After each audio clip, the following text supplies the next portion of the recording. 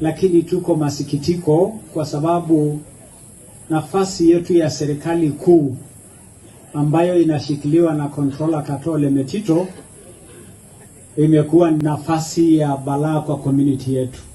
Tukikaa hapa, kuna watoto wetu wawili vijana wa rika ya Nyangulo, mmoja anaitwa Jonathan Toikan, mwingine Lucas Maraitei, ambaye Katoo ametumia pesa katika kotini ya Ngong, na vijana hao wanashikwa, kila mmoja wao amlipe Katoo milioni 16.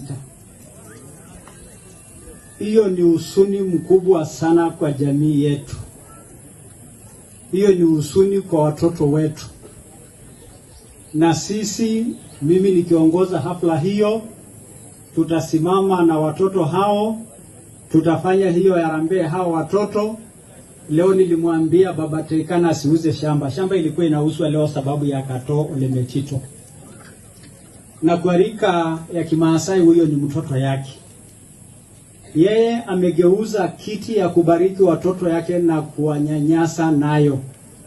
Eti kwa sababu vijana katika mtandaoni wameandika, Lengu ndiye atakuwa senator, Seki hivi, timu ya kina Moshisho naendelea vizuri, Paris ndio tunamtambua.